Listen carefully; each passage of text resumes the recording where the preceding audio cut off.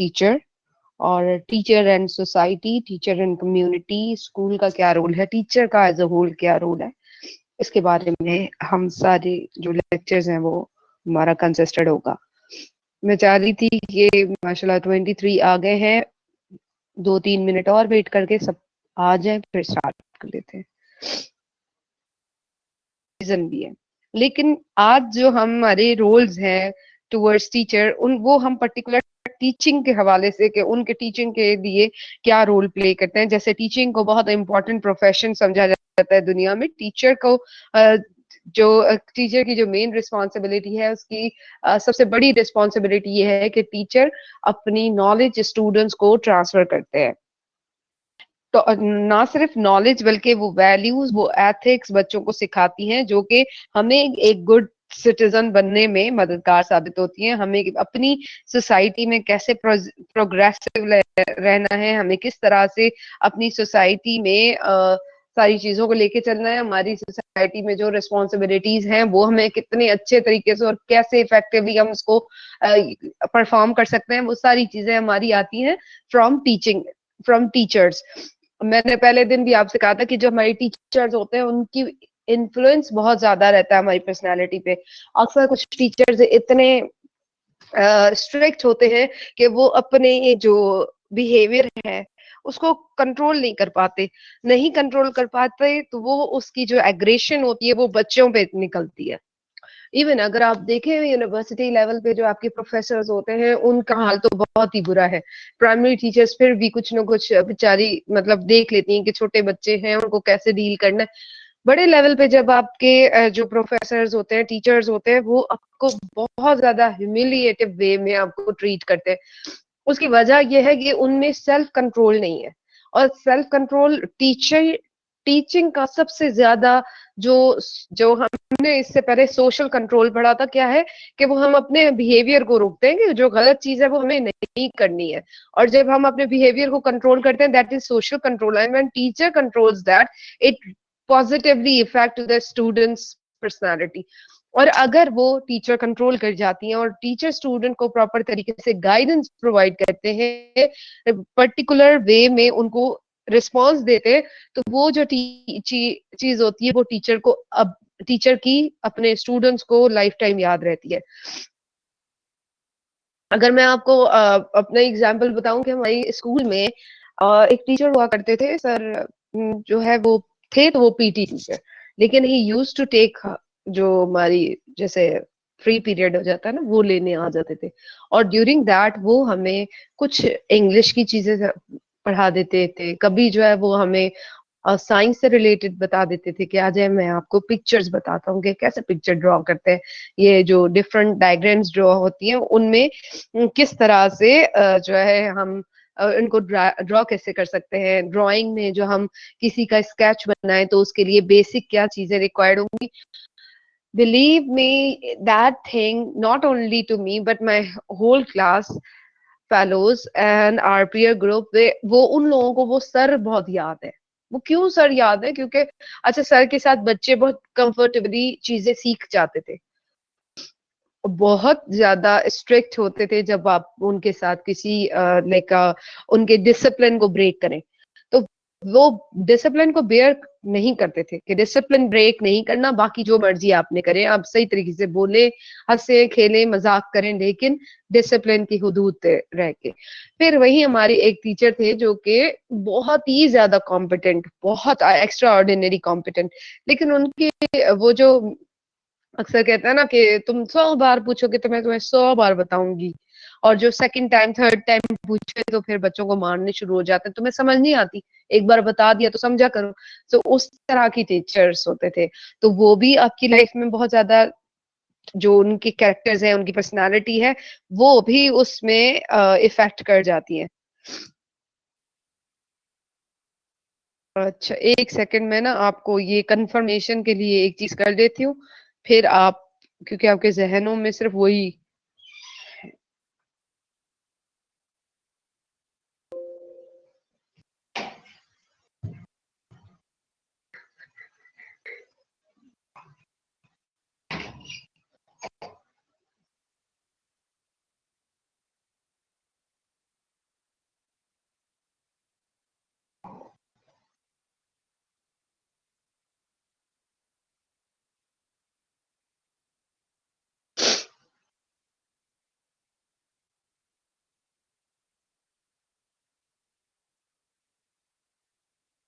ना आप इसकी पिक्चर देके फिर आराम से इसको पढ़ें और पढ़ने के बाद गौर करें, देखें कि क्या करना है आपने।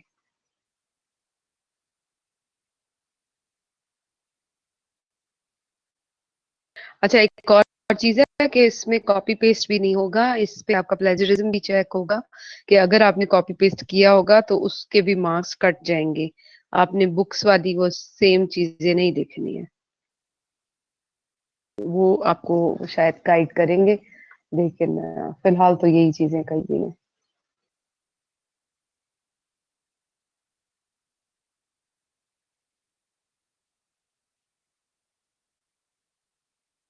Should I continue?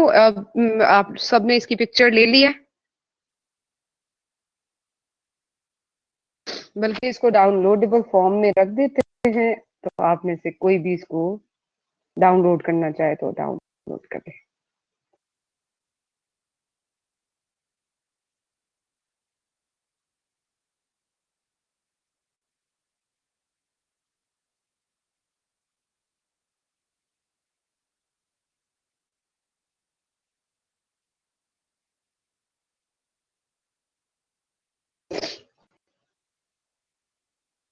वो सारी चीजें, रिस्पॉन्सिबिलिटीज उसकी, उसके कैरेक्टर की, उसका जो इफेक्ट है वो स्टूडेंट्स में आता है। टीचर कॉम्पिटेंट है तो भी स्टूडेंट को नजर आता है, और टीचर्स के वो सबसे ज्यादा जो डायग्नोज कर पाते हैं ना, वो टीचर को स्टूडेंट करते हैं। मेरी छोटी बेटी है, उसने इतने अच्छे तरीके से अपने टीचर को असेस किया कि मेरी एक टीचर है जो कि मैथ्स में इतनी एक्सपर्ट है कि वो फिंगर टिप्स पे हमें सारी चीजें बताती हैं, और अगर मैडम को किसी दिन नहीं आता तो मैडम इधर उधर की बातें करती हैं, और फिर हमें हम उनको कह देते हैं कि मैम आज आपको ये चीज नहीं आ रही है। आजकल की जनरेशन ऐसी है, लेकिन बाकी पीछे जितने भी हमारे जो टाइम था उसमें ये था कि हम बोल नहीं पाते थे, लेकिन वी डिड अंडरस्टैंड के जो हमारी टीचर्स हैं उनको कुछ नहीं आ रहा है या वो कुछ कंफ्यूजन का शिकार है। सो teacher should always understand that I am not isolated, I am not, के अथॉरिटी नहीं है teacher.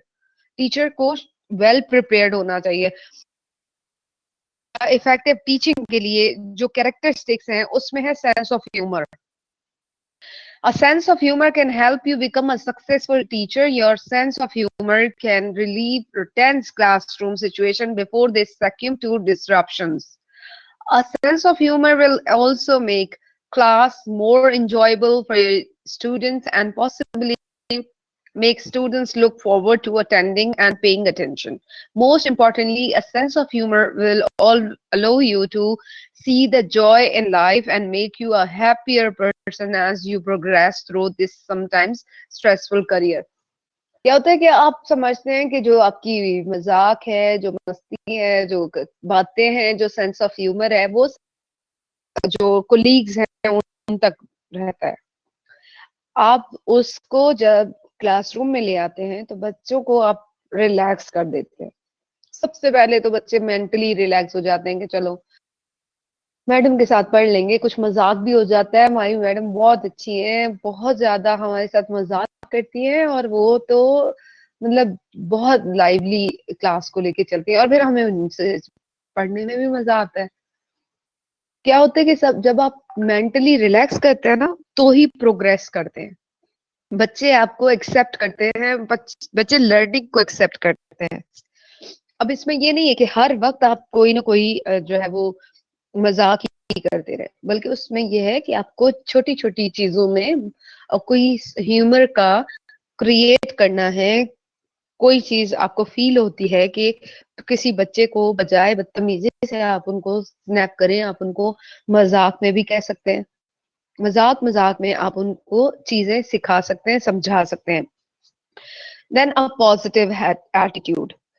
Positive attitude is great asset in life. You will be thrown many curveballs in life, and especially in the teaching profession, a positive attitude will help you cope up with these in the best way. For example, अगर हम ये कहें कि बच्चे हैं उनको आपने positive way में पढ़ाना है, तो आप उनको सही तरीके से अगर गाइड करेंगे जो आवाज नहीं आ रही है, बाकी सबको आ रही है?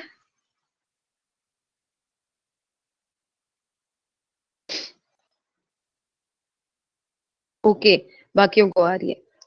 पॉजिटिव एटीट्यूड क्या होता है? कि पॉजिटिव एटीट्यूड ये है कि बच्चे को आप ये कहें कि नहीं कोई मसला नहीं, आपको नहीं आता, हम इसको ट्राई करेंगे।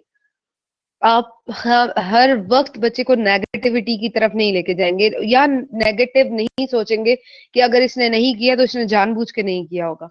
टीचर शुड अंडरस्टैंड हिज और हर प्रॉब्लम्स, और उनको पॉजिटिवली पॉजिटिव एटीट्यूड के साथ समझ सकते हैं। अब अगर अक्सर ये देखा होगा कि क्लासरूम में जब हम, मैं अपने आप को भी शुमार करती हूँ कि जब हम पढ़ा रहे होते हैं तो उस वक्त अगर पाकिस्तान की या हमारे सिस्टम की कोई खराबी नजर आती है,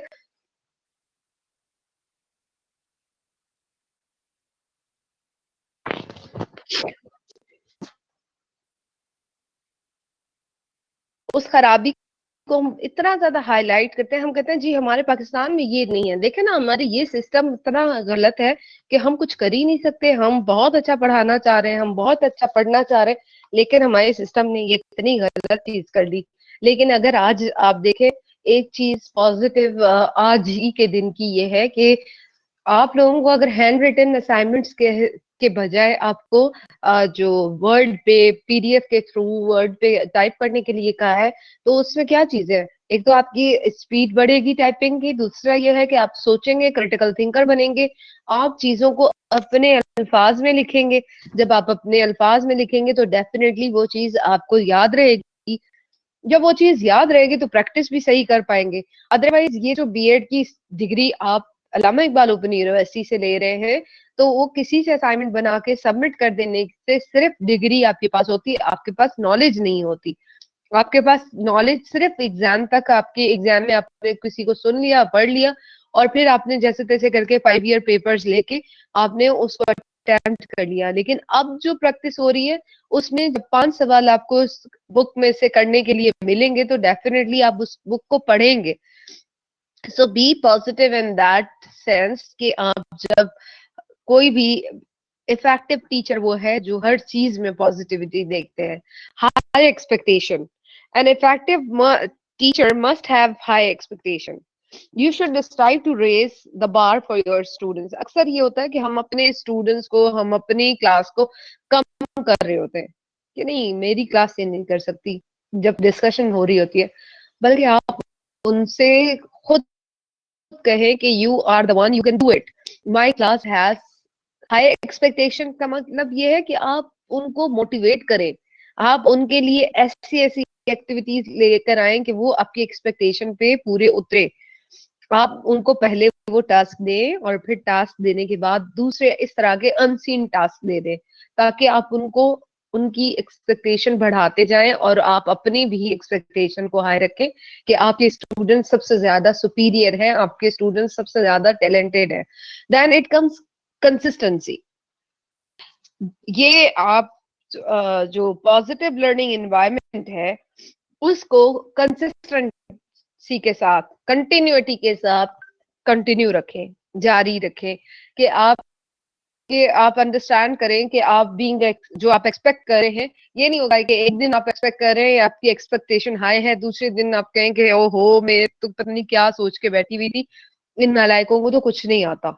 ये नहीं होगा। आप डेली बेसिस पे उस पे काम करेंगे और आप उसको एक्सेप्ट करेंगे कि ठीक है आज इनको नहीं आ रहा, आज इनके एनवायरनमेंट में कोई मसला है, आज ये रूल्स को ब्रेक कर रहे हैं, लेकिन ये इस तरह के हैं नहीं। क्योंकि पॉजिटिव सोच रखते हुए हाई एक्सपेक्टेशन करनी है और उसको कंटिन्यूअस बेसिस पे चलाना है विद फेयरनेस। कुछ कंसिस्टेंसी के साथ साथ आपकी फेयरनेस बहुत ज्यादा जरूरी है। कंसिस्टेंट टीचर का काम यह है कि आप डे टू डे उनकी परफॉर्मेंस को देखें और आप उनको फेयर ट्रीट करें। कि कोई भी सिचुएशन होती है, सेम सिचुएशन आ सकती है, उसमें बच्चों हर एक बच्चे को आप एक तरह से लेके चलें। अगर बच्चे किसी अनफेयरनेस की कंप्लेन करते हैं तो टीचर का काम ये है कि वो उनको इस तरह से ना, ये ना समझे कि बॉय है या गर्ल है, अगर वो ऑपोजिट जेंडर से है टीचर के, तो उनको खामखा की फेवर नहीं देनी चाहिए, बल्कि हर एक के साथ फेयरली रिस्पॉन्स देना चाहिए, हर एक को फेयरली ट्रीट करना चाहिए। तो स्टूडेंट्स तभी आपकी बात मानेंगे जब आप फेयर होंगे, और स्टूडेंट को पता होगा कि यहाँ हमारी क्लास में ना कोई लड़का है ना लड़की है, सारे स्टूडेंट्स हैं और सारी टीचर के बराबर है, हम सब टीचर को एक जैसे हैं। Fairness is very very much important. Then it comes flexibility. What is flexibility? कि जब आप किसी चीज को देखते हैं, आप हर एक चीज को चेंज करना चाहते हैं, कांस्टेंट स्टेट ऑफ चेंज को हम फ्लेक्सिबिलिटी कहते हैं। कि हो सकता है कि आज आपका एक स्टाइल है, आपका टीचिंग वे है, डेमोन्स्ट्रेशन मेथड है, लेकिन आप देख रहे हैं कि जब मैं उनको प्रॉपर तरीके से लेक्चर दूं तो शायद ये समझेंगे, डेमोन्स्ट्रेट कर रही हूँ पर भी समझ नहीं आ रही, अच्छा फिर हम उनको प्रैक्टिकल करवा दें।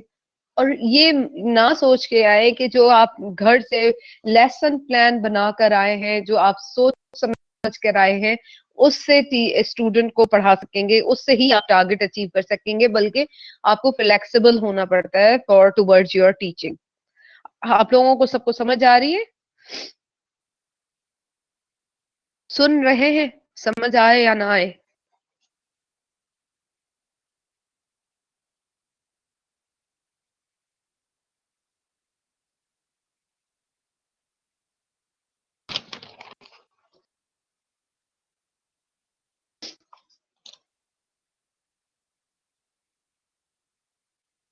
I try to give you more examples so that when you sit for the examination, when you attempt examination, you should have examples. जब आप कोई एक चीज याद रखें कि जब भी आप एग्जाम दें, जब भी आप कोई असाइनमेंट बनाएं, जब भी कोई किसी भी एग्जामिनेशन के लिए, किसी जॉब के लिए, एफपीएससी एसपीएससी किसी के लिए भी आप ऐसे लिखते हैं, तो उसका सिर्फ एक काम किया करें, सिंपल रूल के कोई डेफिनेशन दे दे, उसको बताएं और फिर example they they, that's it.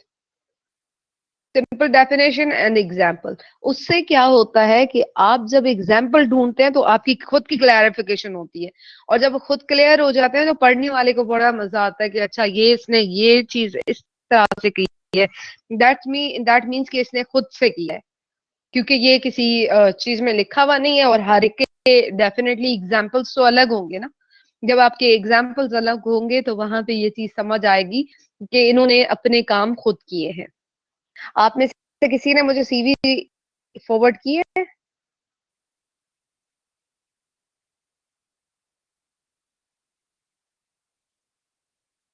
हम्म।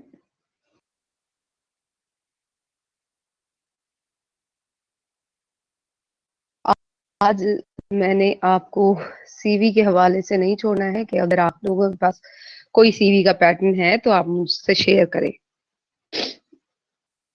नहीं, सीवी मीन्स कि मुझे ना, मैं शायद उन कुछ लोग अभी आए हैं, मुझे किसी सीवी का पैटर्न रिक्वायर्ड है, मुझे वो इंटरनेट से उस तरह से मिल नहीं रहा है।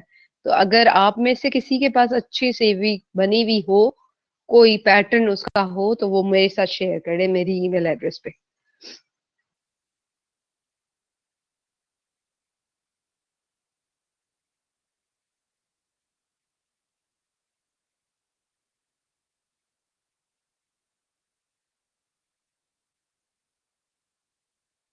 हम्म। मैं चाह रही थी अगर आप अभी कर दें मुझे, अगर अवेलेबिलिटी है आपकी, लैपटॉप वगैरह में है तो मुझे दे दें, अदरवाइज ओके। सदफ कह रही है मैंने कर दी है, let me see. I am sorry for inconvenience today. कुछ अर्जेंसी आ गई थी जिसकी वजह से I have to ask you.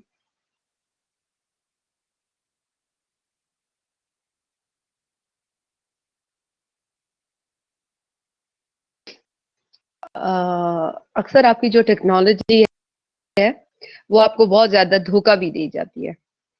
एक बार मेरा पीएचडी का जो डिफेंस होता है ना, उससे पहले हमारी सुपरवाइजर की मीटिंग हो रही थी।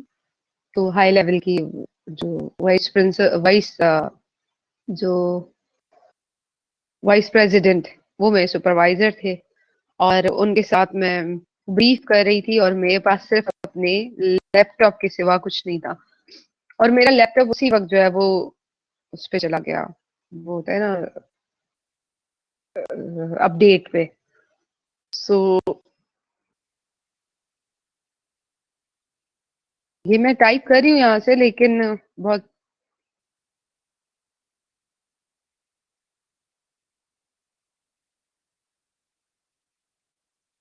ये बिग ब्लू बटन डिसकनेक्टिविटी इसमें बहुत है। अब तो माशाल्लाह अच्छा है, इस बार आपका वर्कशॉप कंडक्ट हो रहे हैं। इससे पहले हमारे जितने वर्कशॉप हुए हैं उनमें कनेक्शन का बहुत ज्यादा इशू रहा, कनेक्टिविटी का। चले बेटा, so we are going to continue our lecture.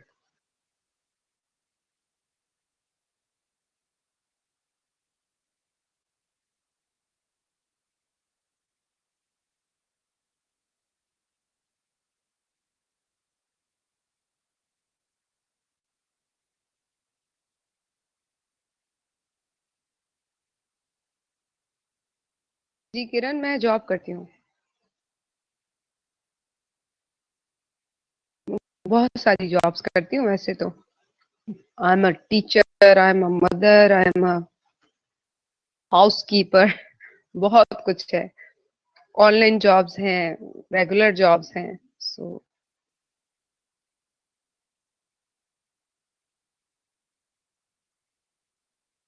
जी मुझे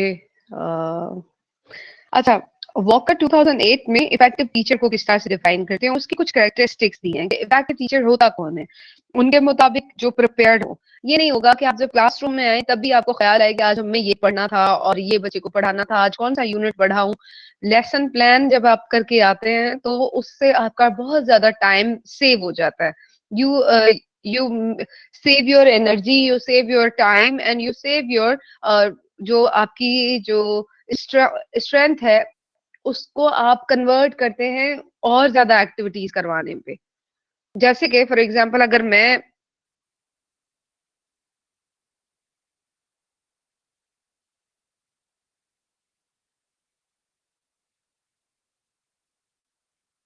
आप में से मुझे किसी की भी ईमेल रिसीव नहीं हुई है।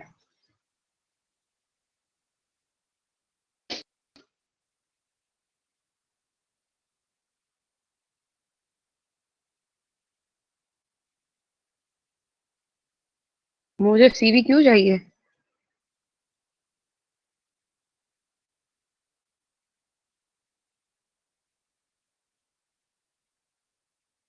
एक्चुअली किसी का काम करना है मुझे, और किसी को सीवी बना के देनी है, और वो मुझे, मेरे पास सीवी है नहीं,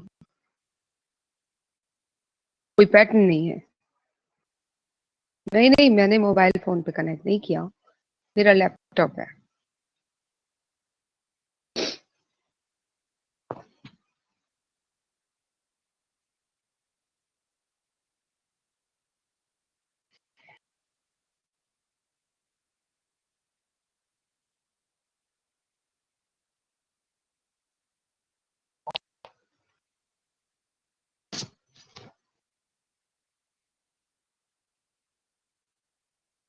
बात की तो अल्हम्दुलिल्लाह it went on disconnected issue.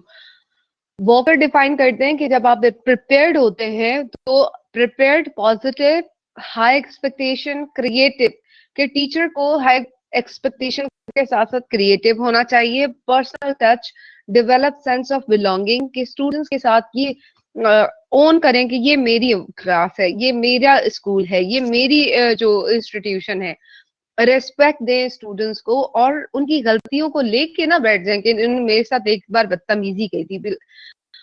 बदतमीजी से याद आया कि एक हमारे टीचर थे, उन्होंने स्टूडेंट्स के किसी भी जो इवेंट्स होते हैं ना, जो आपकी सुपरवाइजरी सुपरविजन के टाइम पे, वो नहीं किए थे। कोलीग थे हमारे, तो उन्होंने अपनी स्टूडेंट को कहा कि ये ऑब्जेक्टिव आपने ठीक नहीं लिखे। उन्होंने कहा कि sir, you are not present in any of my previous meetings.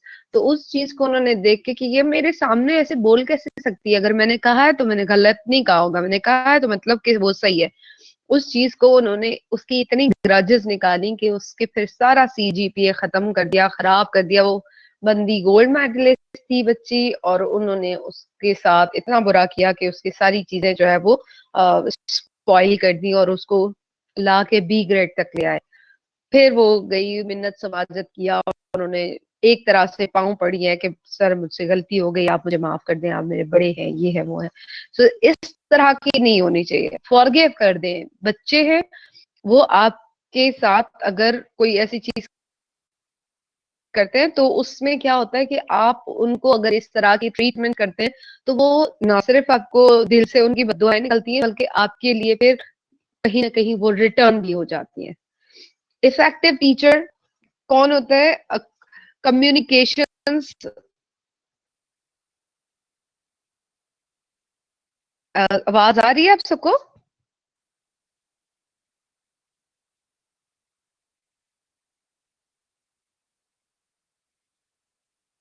और मोटिवेशन, किसी स्टूडेंट्स को आप मोटिवेट करें, क्लासरूम को प्रॉपर तरीके से मैनेज कर सके, और इन्वायरमेंट को कंड्यूसिव बना सके, उन सारी क्वालिटीज के साथ जो टीचर होंगे वो इफेक्टिव टीचर कहलाते हैं। Communication and effective teacher. Communication क्या है?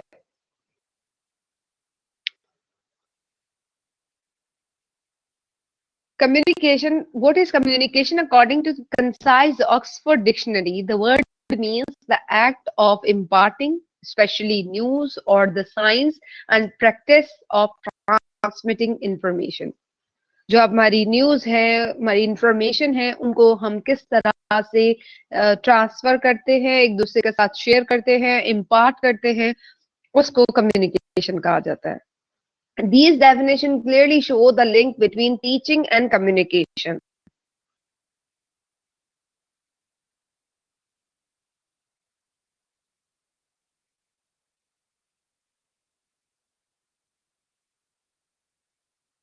कहते हैं कि communication is a complex process जिसमें आप सेंडर होता है, रिसीवर होता है। सेंडर सोर्स के एक सेंडर है, उसने सेंडर का काम क्या है कि जो मैसेज है उसको सोचता है। मेरे जहन में एक चीज आपको पढ़ाने से पहले मैं सोचती हूँ कि ये जो इंग्लिश में लिखा है उसको उर्दू में कैसे कन्वर्ट करूं। ये मैं बीइंग अ सेंडर सोर्स बना रही हूँ, अपने जहन में एक मैसेज सोच रही हूँ, उस मैसेज को मैं कन्वर्ट करती हूँ वर्ड्स में, मैं उसको उर्दू जबान में कन्वर्ट कर रही हूँ। जब मैं उर्दू जबान में उसको कन्वर्ट कर रही हूँ तो उसके बाद मैं एक्सप्रेस करूंगी उसको वर्ड्स में। पहले क्या होता है कि कोई भी चीज आप सोचते हैं, जहन में सोचते हैं, जहन में सोचने के बाद आप उसको अपनी लैंग्वेज में, उसको वर्ड्स में बनाते हैं कि अच्छा ये जो इंग्लिश में लिखा हुआ है, communication is a complex process, ये एक बहुत मुश्किल काम है, ये बहुत कॉम्प्लिकेटेड काम है, प्रोसेस है। इसको मैंने जहन में सोचा, फिर मैंने उसको वर्ड्स में एक्सप्रेस किया। अब मैसेज को वर्बल या नॉन वर्बल, जब आप आमने सामने होते हैं ना, तो अगर आप किसी को मना कर रहे हैं तो आप सर हिला देंगे, नॉड कर लेंगे, तो क्या होगा, वो समझ जाएगा कि नहीं करना है मुझे। बच्चे को आप सिर्फ आई कांटेक्ट के साथ चीजें कन्वे कर देते हैं कि नहीं, टीचर मना कर रही है। टीचर आपको किसी चीज से, अपने जेस्चर से, अपने वर्डिंग से, जब वर्बल नॉन वर्बल तरीके से मना करती हैं, वो मतलब कि अपना मैसेज दे रही है। फिर चैनल क्या हो सकता है कि आप पर्सन फेस टू फेस जो है अपना मैसेज कन्वे कर सकते हैं, आप रेडियो के थ्रू, टीवी के थ्रू, रिटन मीडिया के थ्रू, या फिर एलएमएस के थ्रू, बिग ब्लू बटन के थ्रू हम कनेक्टेड हैं। एलएमएस के थ्रू मैं अपना मैसेज आप लोगों को कन्वे करती हूँ जो मैंने अपने जहन में सोचा था, बीइंग इनकोडर। फिर आपको आप अब उसको रिसीव करेंगे। या तो आप इस स्लाइड को देख रहे हैं और देखते ही आप इस स्लाइड को देख भी रहे हैं और मुझे सुन भी रहे हैं। क्या हो रहा है, आप रिसीव कर रहे हैं, रिसीव करने के बाद आप उसको अटेंशन दे रहे हैं, आप इस पे अटेंशन दे रहे हैं कि मैडम ये जो बोल रही हैं ये हमारी किताब के मुताबिक बोल रही है या नहीं बोल रही, इसमें से कोई चीज ऐसी लिखी भी है या नहीं। और जब आप उसको अटेंशन देते हैं फिर आप उस मैसेज को अंडरस्टैंड करें, अच्छा ये यूनिट 7 की बात हो रही है, यूनिट 7 में ये जो 7.2 है कम्युनिकेशन, उसकी बात कर रही है। वहां पे फिर आप जब उसको अंडरस्टैंड कर लेते हैं ना, फिर कहते हैं अच्छा ठीक है मैडम आप सही कह रही हैं, क्योंकि मैडम इसलिए सही कह रही हैं कि हमें हमारी बुक में ये लिखा है और आगे हमने इस चीज को लिखना है, आगे हमें इस चीज को दोबारा ट्रांसफर करना है। So that is basically communication. How it is non verbal communication और बॉडी लैंग्वेज वर्क्स।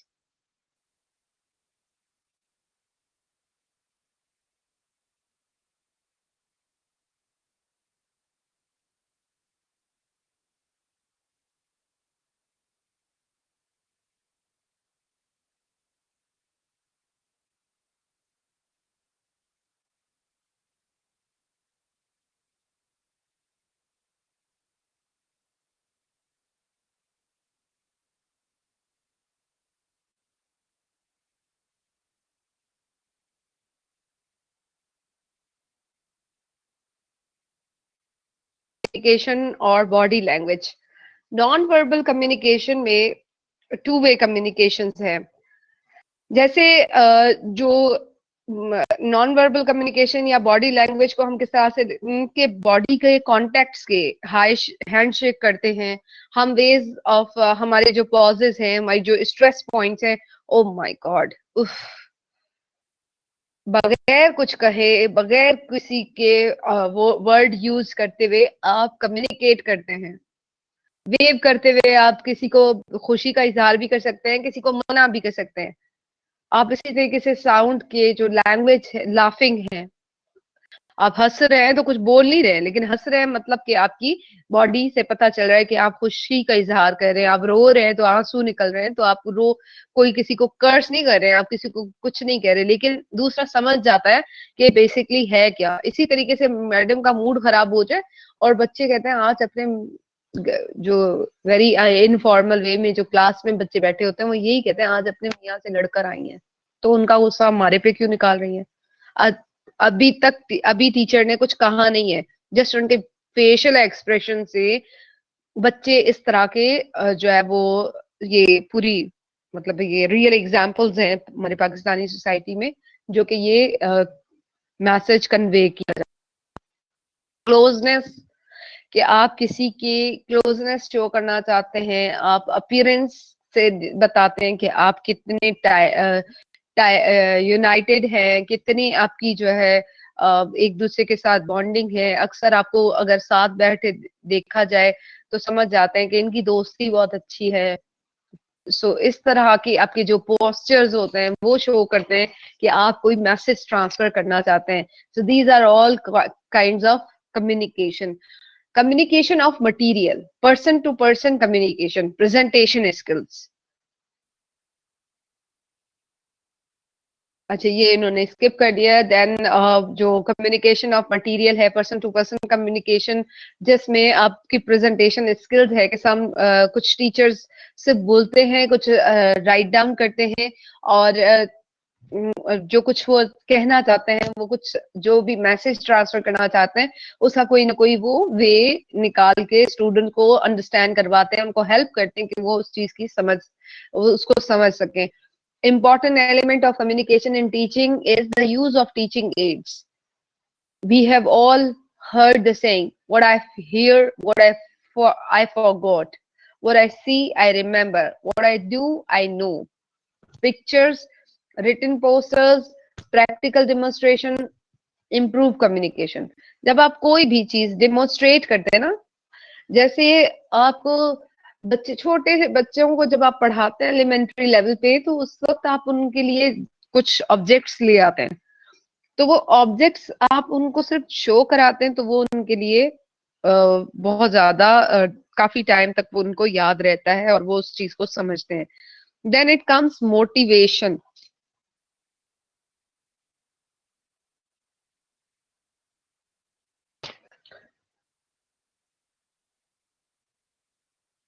क्या पॉज आ रहा है, क्या कोई डिस्कनेक्टेड कनेक्शन आ रही है मेरी वॉइस में?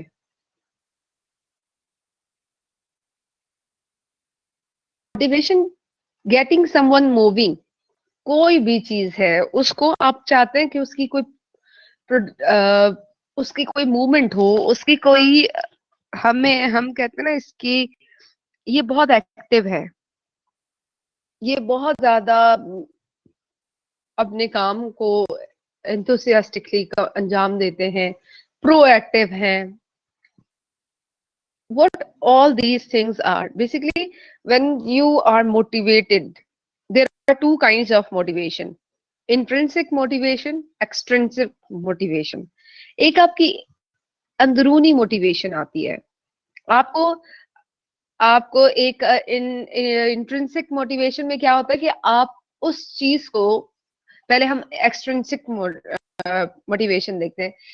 वो कंसर्न होती है कि उन जो फैक्टर से जिसके थ्रू आपके बिहेवियर में चेंज आता है.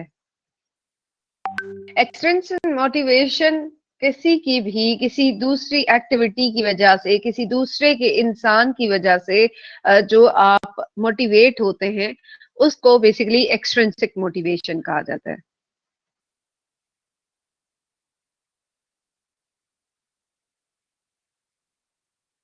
जब एक्सट्रिंसिक मोटिवेशन होती है ना कि आपको उसके मुताबिक कोई रिवॉर्ड मिलता है, उसके मुताबिक, फॉर एग्जांपल अगर आप मोटिवेटेड हैं कि आप बीएड कर रहे हैं, आपकी एक्सट्रिंसिक मोटिवेशन क्या है कि बीएड करने के बाद मुझे अच्छी जॉब मिल जाएगी और मुझे पता है कि इसके बाद मुझे जॉब मिलनी है. तो ये एक्सट्रिंसिक मोटिवेशन है. इंट्रिंसिक मोटिवेशन ये है कि जब आप कोई भी चीज करते हैं इंट्रिंसिक मोटिवेशन के साथ, तो आप उसको खुशी से करते हैं. फॉर एग्जाम्पल इसी एग्जाम्पल को देखते हैं कि कोई बीएड इसलिए कर रहे हैं कि मेरे दिल को सुकून मिलता है कि मैं थोड़ी मुझे एजुकेशन मिलेगी, मुझे तालीम मिलेगी, मैं उन चीजों को अंडरस्टैंड कर पाऊंगा कि जो मैं मुझे समझ नहीं आती थी, मेरे जो कॉन्फिडेंस को इंक्रीज कर सकेंगे. मैं जिस सोसाइटी में हूँ वहां पे सारे टीचर्स हैं, मुझे वो चीजें समझ ही नहीं आती, तो मैंने सोचा क्यों ना मैं इसको जो है बीएड कर लूं. और जब बीएड कर लेते हैं तो आपको इंटरनली सुकून मिलता है. या आप कोई रिलीजियस एक्ट करते हैं, रिलीजियस कोई रिलीजियसली आप कोई चीज परफॉर्म करते हैं, तो दो मोटिवेशन है. एक आपका रिवॉर्ड है death of life after death के लिए, ये मरने के बाद इसका सवाब बहुत है. दूसरा ये है कि जब मैं नमाज पढ़ लूं ना, मुझे दिल को खुशी मिल जाती है, सुकून मिल जाता है. मैं कोई ऐसी काम कर जाऊं तो आपके लिए फिर क्या होता है, मोटिवेशन आ जाती है. इंट्रिंसिक जो अंदरूनी होती है, एक्सट्रिंसिक जो कि बैरूनी. किसी भी बच्चे को जब आप कहते हैं ना कि आप काम करो ना, मैं आपको टॉफी दूंगी, तो वो टॉफी जो है ना, वो जो चॉकलेट है, वो उसकी एक्सट्रिंसिक मोटिवेशन बन जाती है. लेकिन अगर आप खुद से, बच्चा पढ़ रहा होता है तो आप कहते हैं क्यों आज इतनी ज्यादा स्टडी हो रही है, खैर तो फिर से दिल चाह रहा है, तो वो उसको इंटरनली कुछ चीज मोटिवेट कर रही है. थ्योरी ऑफ मोटिवेशंस जो है उसमें जो थीरीज हैं, डिफरेंट साइकोलॉजिस्ट डिफरेंट तरह से मोटिवेशन को परसीव करते हैं. बिहेवियरल पर्सपेक्टिव है, ह्यूमनिस्टिक पर्सपेक्टिव है. ह्यूमनिस्टिक पर्सपेक्टिव में मैस्लो हायरार्की नीड्स आ जाती है, रॉजर्स मोटिवेशन थ्योरी आ जाती है, कॉग्निटिव वे है और सोशल वे है. शुक्र है, थोड़ा थोड़ा बहुत बोल दिया करें ताकि मुझे लगे कि कनेक्टेड हैं और आप लोगों को मेरी आवाज भी आ रही है. अच्छा नोमान, लेट मी सी.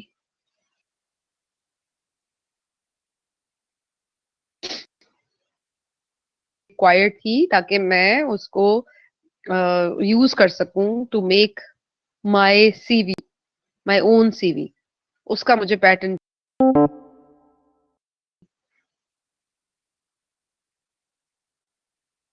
हाँ, it's okay, thank you, thanks a lot.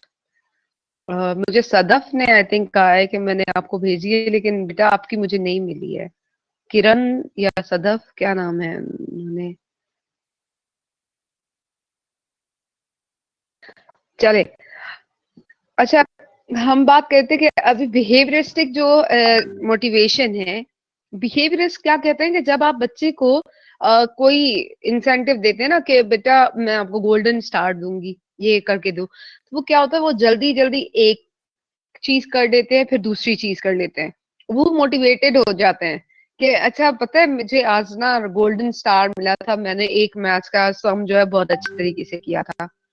आप उनको स्लोली ग्रेजुअली उनको इंगेज कर रहे हैं कि वो टास्क परफॉर्म करें, वो उस चीज में आ जाए। स्टूडेंट्स को स्टिमुलेट किया जाता है कि वो एक्सट्रिंसिक मोटिवेशन रखते हुए उस काम को प्रॉपर तरीके से कंडक्ट करते जाएं।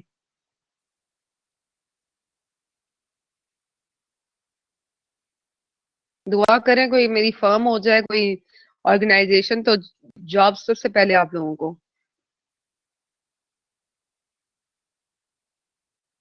अच्छा, इतनी ज्यादा कैंडीज रखते हैं आप अपने?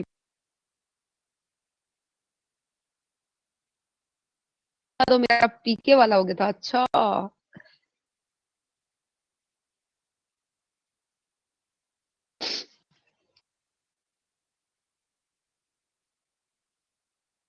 Learning, provision of environment conducive to learning, इसके लिए आप जो एक्सट्रिंसिक मोटिवेशन देते हैं बच्चों को, उसके लिए हम इसको एक्सट्रिंसिक मोटिवेशन के थ्रू बच्चों को और ज्यादा अच्छा चॉकलेट्स भी देते हैं। आपकी क्लास कहाँ पे है? कहाँ है ये आपका स्कूल? आपको क्या चॉकलेट चाहिए सदफ, या आपको जॉब चाहिए?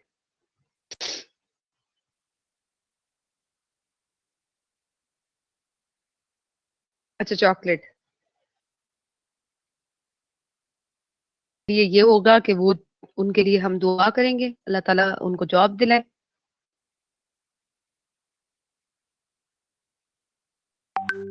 बिल्कुल, अल्लाह पे यकीन है और अल्लाह पे यकीन रखना चाहिए।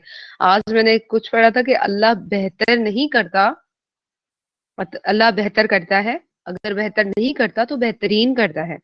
तो हो सकता है अगर आपको जॉब नहीं है तो आप और ज्यादा चीजें सीख सकते हैं, लेकिन अगर आपके पास जॉब होती तो आप हो सकता है कि ये चीजें ना सीख पाती प्रॉपर तरीके से, आपका ध्यान कहीं और होता। नोमान, आपने बताया नहीं कि आपका स्कूल कहाँ पर है? It's high school. अच्छा अच्छा अच्छा अच्छा, आपके इस गांव के बराबर में है। चलें,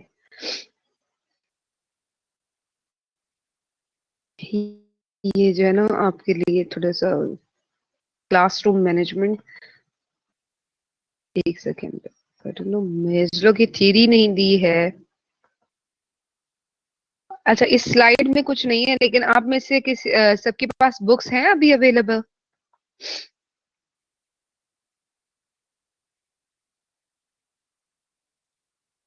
चले इस स्लाइड को देख लेते हैं। बिहेवियरिस्टिक, हमने बिहेवियरल पर्सपेक्टिव देखा। Humanistic perspective. What is humanistic perspective? It's a theory of motivation. Is interesting because it is not only linked to achievement and education, but it also has an implication for students' welfare, well-being through its concern with basic needs. It stresses on a student's capacity for personal growth, freedom to choose their destiny, and positive qualities.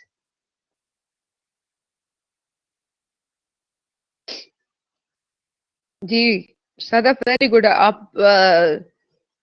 आपने download कर ली है? और वैसे भी book download कर ले। उसका रीजन ये है कि अब आपने जब असाइनमेंट्स लिखनी है तो पहले आपके पास वो वर्ड में वो डॉक्यूमेंट होना चाहिए। जब आपके पास वो पीडीएफ में होगा उसको वर्ड में ट्रांसफर करें, और उसको फिर आप अपने अल्फाज में लिखते जाएं और फिर असाइनमेंट्स बनाते जाएं। अदरवाइज वहां से देखेंगे, टाइप करते जाएंगे। बेहतर ये होगा कि बुक को डाउनलोड कर लें और उसमें से फिर उस वर्ड को, उनमें से कुछ उसको वर्ड में कन्वर्ट करें और फिर उसको ट्रांसफर करें। Now we are moving to Maslow's hierarchy of needs. Maslow 1954 में परसीव करते हैं motivation in terms of a hierarchy of needs that can also conceived as motives. According to Maslow's model, once basic psychological needs have been satisfied, efforts are directed toward achieving needs associated with safety, love and belonging and self esteem. Maslow की आप में से किसी ने Maslow की theory पढ़ी है, Maslow की नीड ऑफ हायरार्की?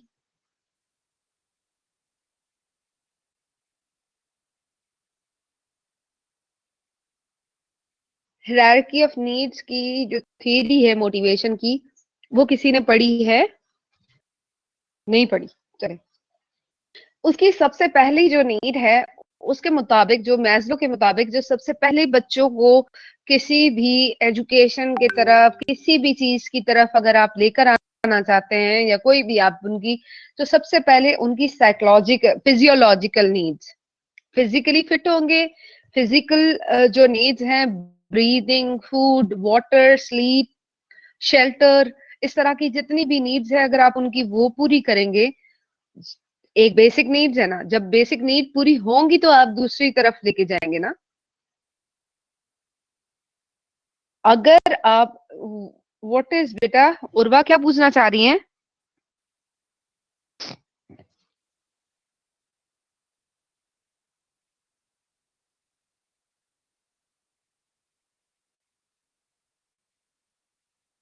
अच्छा, मैं मिस्टर इंडिया की तरह इनको नजर नहीं आ रही हूँ?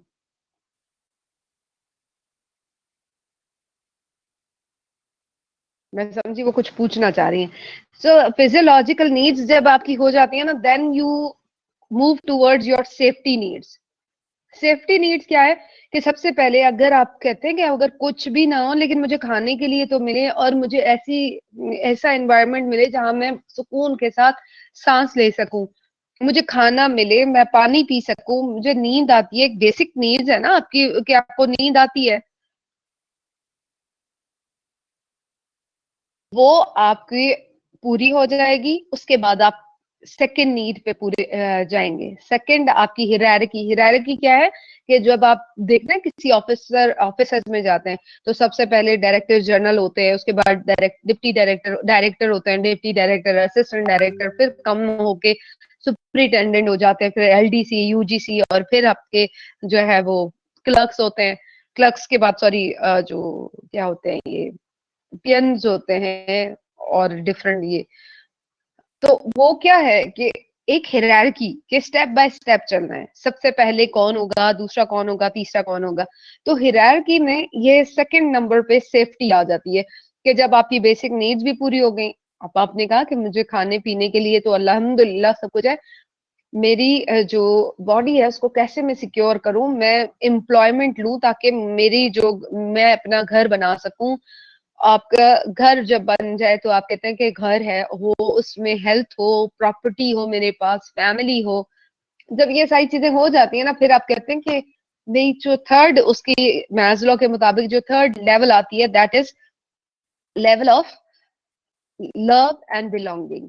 अब आप चाहते हैं कि मैं अपनी जो फ्रेंडशिप है, अपनी फैमिली के साथ, अपनी जो जितनी मेरा सर्कल बढ़ जाता है, आपके पास पैसा भी आ गया, आपके पास पहले बेसिक नीड भी पूरी हो गई, फिजियोलॉजिकल सेफ्टी भी हुई, अच्छा घर आ गया, अच्छी जॉब मिल गई, अच्छी सेहत भी मिल गई, और उसके बाद आप कहते हैं कि थोड़ा सा लोगों से मिलना जुलना, फ्रेंडशिप करना, लोग आ रहे हैं आपके घर, आप उनके घर जा रहे हैं, आप उनके साथ एक फ्रेंड सर्कल बनाया आपने, क्योंकि आपको चाहते हैं कि आप लोगों के साथ मिले, मेल मिलाप रखें। ऐसा हो सकता है कि किसी के पास कुछ भी नहीं है, वो कहेंगे दोस्ती ही सब कुछ है। दोस्ती सब कुछ नहीं है, दोस्ती से पहले दो चीजें और भी आती हैं। पहले तो बेसिक नीड है कि मेरी खाने पीने की, मेरी सोने की, मेरी हर चीज की नीड पूरी हो जाएगी, उसके बाद मेरे लिए घर हो, मैं एक परेशानी में हूँ, इसको दोस्ती की लगी हुई है। जब परेशानी खत्म हो जाती है, फिर आपकी आती है फ्रेंडशिप और फैमिली, फिर आपका सेल्फ स्टीम आता है। अब आप कॉन्फिडेंस फील करते हैं, आप कॉन्फिडेंट फील करते हैं कि आपने कोई चीज अचीव की है, आप दूसरों को भी रिस्पेक्ट देते हैं और दूसरे आपको भी रिस्पेक्ट देते हैं। स्टीम की एक लेवल आती है, उस लेवल को अचीव करने के बाद आपकी सेल्फ एक्चुअलाइजेशन की नीड पूरी होती है। What is self actualization? Acceptance of facts. Problem solving की, स्पॉन्टेनिटी की, क्रिएटिविटी की, मोरालिटी की। जब आपकी सारी नीड्स पूरी हो गई हैं तो अब क्या होगा, आप मोरली स्ट्रांग हो जाएंगे, आप कुछ ना कुछ क्रिएट करना चाहते हैं, आप चाहते हैं कि अब मैंने बहुत कुछ अचीव किया, मैं क्यों ना दूसरे लोगों के लिए कुछ करूं। और आप इस चीज को, फैक्ट्स को भी एक्सेप्ट करने लगेंगे कि अगर आप मेहनत करते हैं तो आपको चीजें मिलती हैं। आपको प्रीवियसली आपकी जितने भी स्टेप्स हैं आपने अच्छे तरीके से फॉलो कर लिए, तो अब आप उसके प्रॉब्लम्स को आसानी से सॉल्व कर सकेंगे। I have once upon a time I have also created this Maslow's hierarchy of need in this video. If you want, you can watch it there as well. तो वो और ये जो हमारी बीइंग अ ग्रेट स्टूडेंट, और ये बहुत important theory है जो कि एग्जाम में हर हाल में आती है। और ना सिर्फ बीएड के एग्जाम में, बल्कि जब आप किसी भी प्रोफेशनल एग्जाम्स देते हैं तो वहां पे जो जब भी मोटिवेशन की बात आती है तो मैस्लो हायरार्की ऑफ नीड की एनी हाउ बात आती है। मतलब ये बगैर motivation, Maslow hierarchy of needs के आप कुछ नहीं कह सकते कि मोटिवेशन क्या है। और जैसे ही आपने कहा ना, आई एम मोटिवेटेड, किसी इंटरव्यू में आपने कहा कि I am so, I have extrinsic motivation, that is why I am applying this job, और I have intrinsic motivation, that is why I want to pursue this profession. वहीं पे आपसे सवाल होगा कि do you know who is Maslow and why he had given this hierarchy of needs. So you should be very, अगर आप लोगों को अपार्ट फ्रॉम दिस बुक आप लोगों को और भी मैस्लो की कोई थीरी से रिलेटेड कोई चीज मिलती है तो उसको जरूर देखें फॉर योर लाइफ टाइम, ये आपको बहुत ज्यादा काम आएगी। Then comes Rogers' motivation of theory. Carl Rogers' ideas are also influenced in discussing the nature of motivation and its impact of human lives. Roger argue करते हैं कि behavior was influenced by the individual's perception of both personal and environmental factors. People should listen to their inner voices or innate capacity to judge what was good for themselves, and rather than relying on feedback from external sources. ये Roger तो सीधा सीधा कहते हैं कि आप अपने आप को समझें, आप अपनी चीज, अपनी अंदर की आवाज को सुने। आपका बिहेवियर इन्फ्लुएंस करता है आपकी किसी की भी परसेप्शन पे, अपनी परसेप्शन पे। अगर आप अपना परसेप्शन देखने, पर्सनल हो एनवायरमेंटल हो, लेकिन उसके जज कौन बनेंगे, आप खुद। आप अपनी जो फीडबैक है, अपने जो अपने आप को समझें, आपके लिए क्या अच्छा है क्या बुरा है, उससे आपसे ज्यादा और कोई नहीं समझ सकता। This was basically Rogers motivation theory. बहुत छोटी सी है। वो कहते हैं दूसरों को ना सुने, अपनी अंदर की आवाज सुने, अपना फीडबैक दें, क्योंकि आपको आपके बारे में आपसे ज्यादा अच्छा कोई नहीं जानता। समझ आ रही है?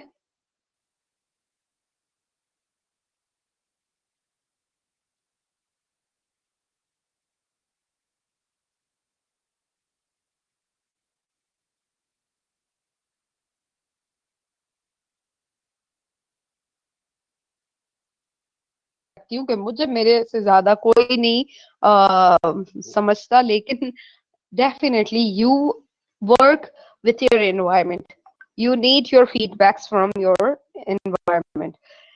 जी, ये दोनों जो थीरी हैं वो ह्यूमनिस्टिक अप्रोच पे रखते हैं कि एक इंसान की जो थीरी है, इंसान की खुद की जो सेल्फ नीड्स हैं, जो मोटिवेशन है, वो ह्यूमनिस्टिक पर्सपेक्टिव को अगर आपने देखा है तो दो तरह से देखें। ह्यूमनिस्टिक पर्सपेक्टिव को आप मैस्लो हायरार्की से देखें, और ह्यूमनिस्टिक को आप रॉजर्स मोटिवेशन थ्योरी के मुताबिक देखें।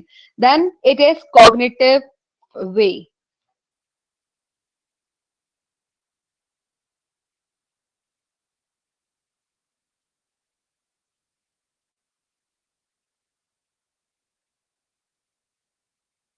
आई वांट टू सी अगर कोई और चीज हो जो कि हम मोटिवेशन को, जो इसमें मेंशन नहीं है, वो शेयर कर सके from your book.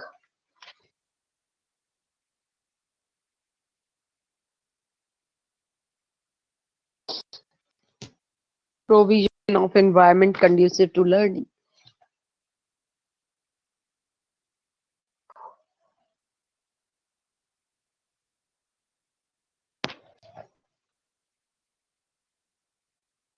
Motivational speaker भी हो सकता है और आपका डीमोटिवेशनल स्पीकर भी बन सकता है। वो इस तरह से कि कुछ टीचर्स को आप रेस्पेक्ट देते हैं, कुछ टीचर की बातें सुनते हैं, तो ऑन द बेस, जैसे अभी रॉजर्स ने कहा ना कि आप अपने खुद फीडबैक दें कि आपके लिए क्या अच्छा है। आप कोई डिसीजन करते हैं ना, किस बेस पे करते हैं कि 4 5 6 7 8 ऑल्टरनेटिव्स रखते हैं कि अगर मैं इस प्रोफेशन को चूज करूं तो इसके ये फायदे हैं, ये नुकसान है, और इसकी फीस ज्यादा है, इसका टाइम कम है, इसकी किसी और को देखेंगे तो इसमें टाइम ज्यादा है और इसमें फीस कम है, इसका जो है वो, मतलब आप इस तरह से ऑल्टरनेट देखते हैं, उसमें से बेस्ट ऑल्टरनेट चूज करते हैं अपने हिसाब से, किसी पड़ोस वालों के हिसाब से तो नहीं करते। टीचर जब आपको मोटिवेट करे, टीचर अंडरस्टैंड करते हुए, तो वो मोटिवेशनल स्पीकर बन सकता है। हर कोई तो जो है वो नहीं बन सकता।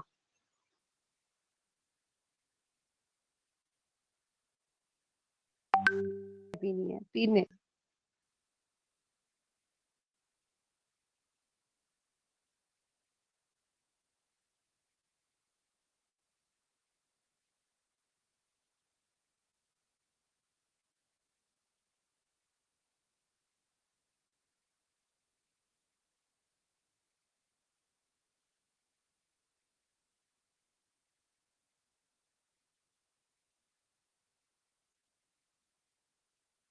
Conducive to learning. The learning environment plays a very important role in creating a happy learning atmosphere. किसी भी कंड्यूसिव एनवायरनमेंट होता क्या है? जब आप एक्टिव पार्टिसिपेट करवाते हैं, जब आप कोई भी बच्चों को इस तरह की एक्टिविटीज करवाते हैं, जब बच्चे फिजिकल कंडीशन में स्टूडेंट्स पार्टिसिपेट करते हैं, सर्कुलेट करते हैं। अगर हम देखें, अक्सर ये कहा जाता है कि क्लासरूम के बाहर से जब आप गुजरे और सारे बच्चे खामोशी से बैठे हों और टीचर उनको पढ़ा रहा हो, दैट मीन्स कि वो इन्वायरमेंट ठीक नहीं है। वहां पे बच्चों को कोई फ्रीडम नहीं है, बच्चे टिक के बैठ नहीं सकते हैं। जब वो टिक के नहीं बैठ सकते, that means you have imposed them to sit properly and listen to you forcefully. So conducive environment is where a teacher should circulate, uh, should motivate students to participate in the classroom. Not only participate in the classroom, in fact, ask them to teach with me. और अक्सर ये होता है कि जब आप बच्चे को फ्रीडम देते हैं तो बच्चे ना सिर्फ फिर आपकी बात मानते हैं, हेल्प करते हैं, क्रिएटिव बनते हैं। तो giving a conducive environment means you are providing them good lightning for learning, कि आप उनको लाइटनिंग दे रहे हैं, क्रिएटिव बना रहे हैं, रोट लर्निंग को रिफ्यूज कर रहे हैं। आप कह रहे हैं रट्टाफिकेशन नहीं होगी, रट्टा मार मार के बच्चे सीख रहे हैं, आप उनको कॉन्सेप्चुअल जो है वो लर्निंग की तरफ लेकर आ रहे हैं। उनकी सीटिंग को इस तरह से बनाएं कि वो एक्टिव लर्निंग लर्नर बने। वालेकुम अस्सलाम तहसीन, अब आप अभी आई हैं आप? वेलकम। खामोशी से अब बैठ जाए क्लासरूम में अपनी सीट लेके। एक्टिव लर्निंग इज, जहाँ पे कंड्यूसिव एनवायरनमेंट में ये होता है कि जब एक और चीज है, जैसे हम अगर अपनी इस्लामिक टीचिंग देखें तो इन दी ओल्ड टाइम्स, या हमारे जो हुजूर पाक सल्लल्लाहु अलैहि वसल्लम के जो वे ऑफ टीचिंग था, उसमें एक सर्कल बना के बिठाया जाता था। सर्कल जब बना के बिठाया जाता है, उसमें क्या होता है कि आप बच्चे को इस तरह से पढ़ाते हैं कि आप, आपकी हाई कांटेक्ट हर एक के पास होती है और हर एक आपको प्रॉपर तरीके से देख रहे होते हैं। तो उससे ये होता है हर एक अपने आप को इम्पोर्टेंट समझता है। और जब आपकी क्लासरूम का एनवायरनमेंट ऐसा हो, that means you are providing a conducive environment to that students.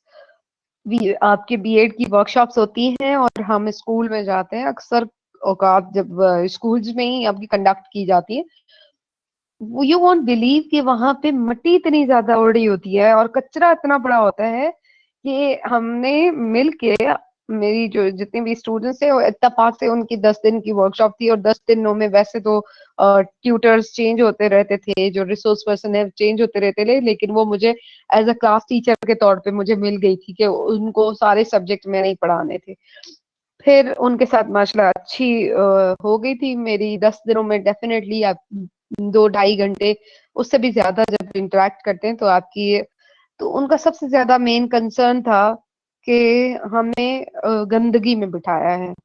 फिर वी रेज्ड आवर वॉइस, और हम मैंने उनसे कहा कि आप लोग लिख के दें कि क्या इश्यूज हैं।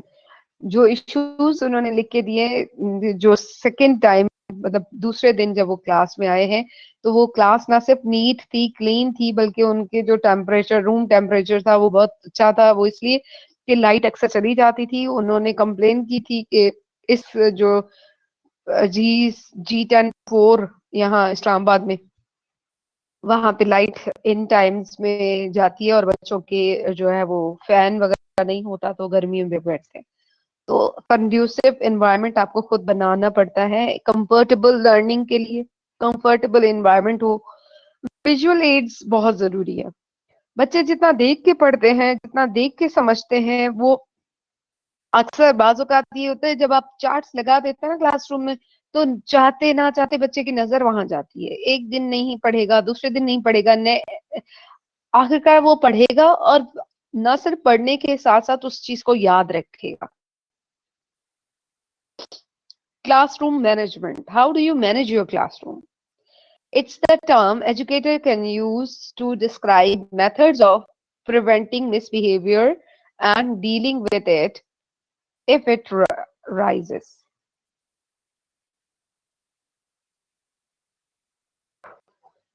जी, जो क्लासरूम बिहेवियर है उसमें वो टेक्निक्स यूज की जाती हैं कि हम क्लासरूम के जो मैनेजमेंट है उसको कैसे, मैनेजमेंट क्या है, आप कौन सा काम किस तरह से करना है, उसको जो अंजाम देते हैं उसको मैनेजमेंट कहा जाता है।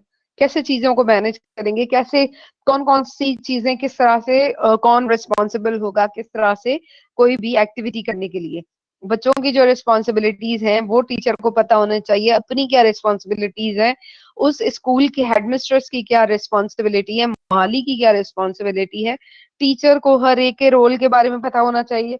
और फिर आपकी क्लास में जितने भी जो, अगर आपको क्लास में कोई इश्यूज हैं, फॉर एग्जांपल फैन नहीं चल रहा है, तो उसकी रिस्पॉन्सिबिलिटी आपके हेड की है, तो टीचर को पता होना चाहिए कि ये रिस्पॉन्सिबिलिटी उसकी है। तो क्लास की इस तरह की इन्वायरमेंट की मैनेजमेंट, पूरी चीजें उनको बताएं, उनको जो है वो अ, आगाह करें, अवेयर करें कि किन किन चीजों की जरूरत है। जब आपकी वो फैसिलिटीज अवेलेबल हो जाती हैं, फिर आप बच्चों को किस तरह से क्लास को मैनेज करें कि आपका, एक तो आप पहले पहले लेसन प्लान बना दें। लेसन प्लान में 45 मिनट तक आप जो एक्टिविटीज करेंगे वो पूरी मेंशन हुई गई हो, लेकिन अक्सर औकात ये होगा कि बच्चे कुछ अलग अटेंशन चाहते होंगे, अलग एक्सप्लेनेशन चाहते होंगे, अलग उनको डेफिनेशंस रिक्वायर्ड होंगी, तो आपका टाइम वहां से वहां से जो आप ऑलरेडी बना चुके थे ना, वो आपका प्लान आगे पीछे हो सकता है।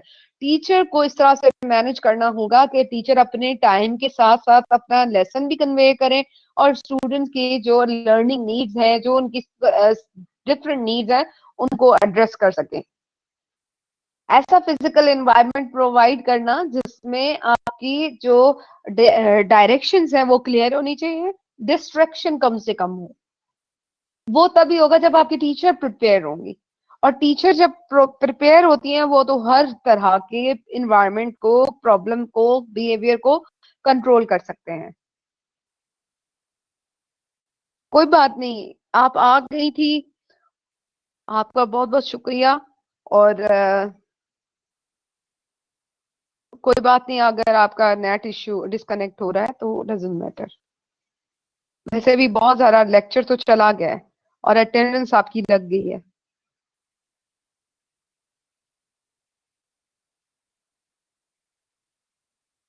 इट्स ओके बेटा, वैसे इट हैपेंस। कनेक्टिविटी इश्यूज जो है वो कहीं पे भी आ सकते हैं।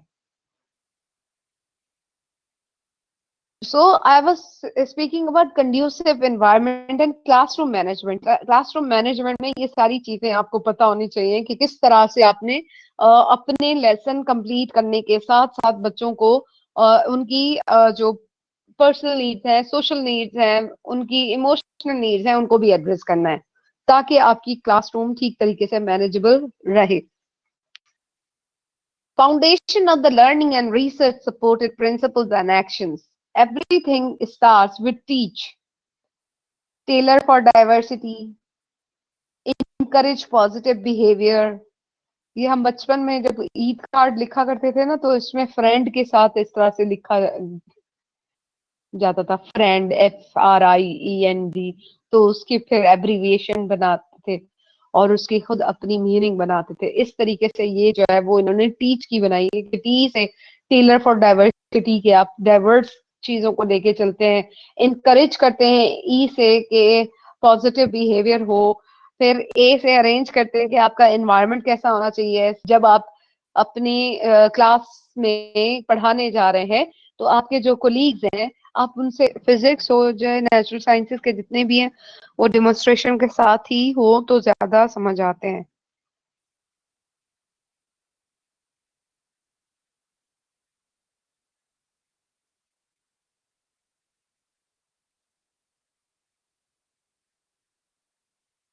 अच्छा, आप तो छुट्टी की दुआएं करते थे, कुछ तो बच्चे जो है वो मरने की दुआएं करते थे कि अल्लाह करे टीचर मर जाए.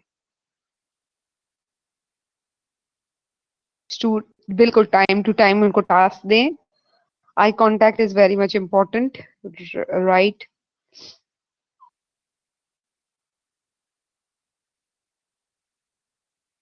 Good.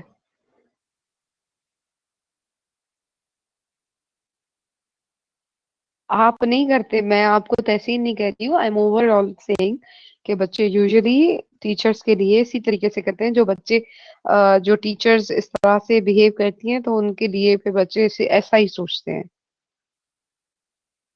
Knowledge imparting behavior from teacher will always be prime important, but character building of student is also. Character building से एक बात याद आई कि जैसे जापानीज हैं उनमें अगर हम देखें तो उन्होंने नहीं लगेगी. अच्छा जी.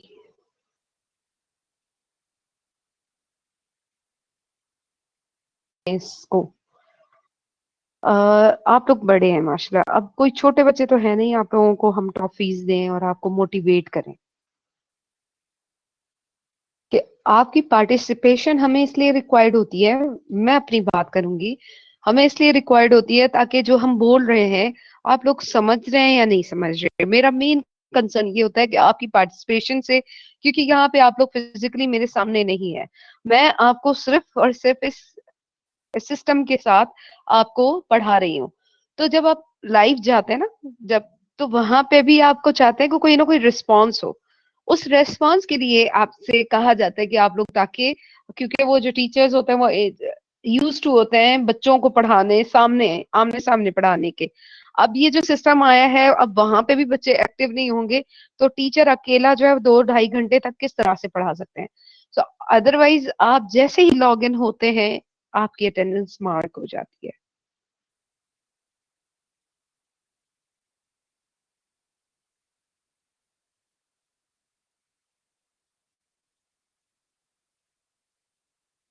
Very good. और अगर ये स्क्रीनशॉट आपकी टीचर को भेज दिया जाए तो अहमद.